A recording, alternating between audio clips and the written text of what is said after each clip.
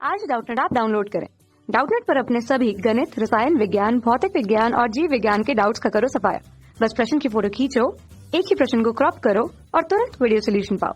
अभी डाउनलोड करें। Hello friends, हमारा क्वेश्चन है सूत्री विभाजन के विभिन्न पदों में होने वाले परिवर्तनों को नामांकित चित्र की सहायता से वर्णन कीजिए। तो दोस्तों आइए देखते हैं। सूत्री विभाजन यानी कि इसे हम क्या कहते हैं, समसूत्री विभाजन भी हम कह सकते हैं। सूत्री विभाजन के विभिन्न चरणों में कौन कौन से परिवर्तन होते हैं, आइए देखते हैं। तो दोस्तों ये जो चित्र है ये है सूत्री विभाजन की अलग अलग प्रावस्थाओं का। ठीक है दोस्तों, अब हमें इसमें क्या क्या बताना है कि इसमें विभिन्न परिवर्तन कौन कौन से होते हैं इसकी विभिन्न प्रावस्थाओं में। तो आइए देखते हैं इसमें कौन कौन से परिवर्तन दिखाई देते हैं। सबसे पहले तो क्या होता है, ये जो प्रक्रिया है ये है हमारी अंतरावस्था की।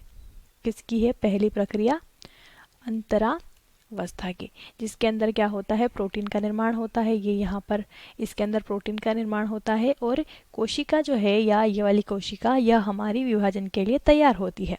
अब पहली अवस्था आती है सूत्री विभाजन की, जिसे हम कहते हैं प्रोफेज। लिखते हैं पहली अवस्था होती है प्रोफेज। प्रोफेज के अंदर क्या होता है, गुणसूत्र जो है हमारे कैसे होने लगते हैं, थोड़े से मोटे होने लगते हैं। या बीच में ये इस प्रकार की जो संरचनाएं दिख रही है गुणसूत्र होते हैं और ये कैसे होने लगते हैं, हमारे थोड़े से छोटे और मोटे होने लगते हैं, जिससे कि क्या होता है, विभाजन के लिए ये तैयार हो जाते हैं। ठीक है दोस्तों, अब इसके अंदर क्या होता है, सेंट्रियोल्स जो होते हैं वे हमारे क्या करते हैं, ध्रुवों की ओर गति करने लगते हैं। ये हमारे क्या होते हैं, यहाँ पर सेंट्रियोल होते हैं और ये इस प्रकार अपने ध्रुव की ओर जाने लगते हैं।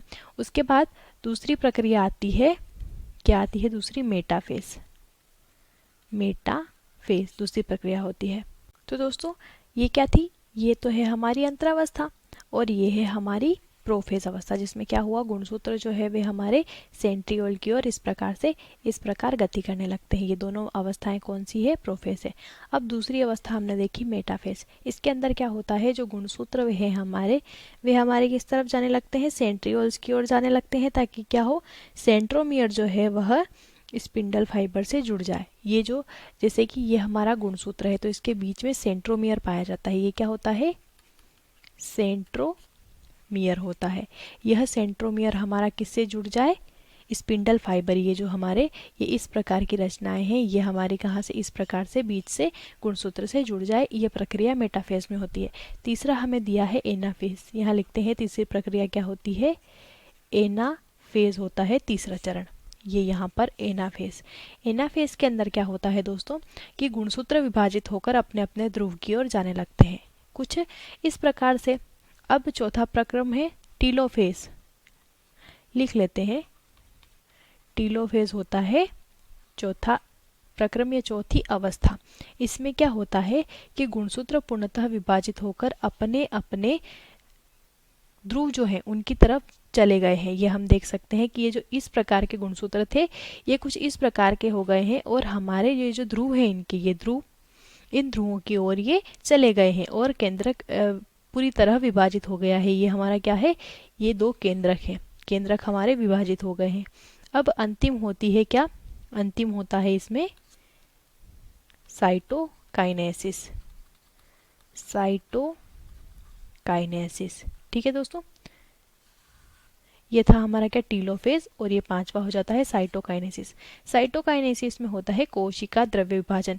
ये जो हमारा कोशिका द्रव्य इसके अंदर भरा हुआ था ये हमारा यहाँ से विभाजित हो जाता है इस प्रक्रिया में और क्या हो जाता है, दो संतति कोशिकाएं बन जाती है। क्या बनती है, दो संतति कोशिका का निर्माण हो जाता है। ठीक है दोस्तों, इस प्रकार यह प्रक्रिया संपन्न होती है। आशा करते हैं आपको इस प्रश्न का उत्तर समझ आया होगा। वीडियो को देखने के लिए धन्यवाद।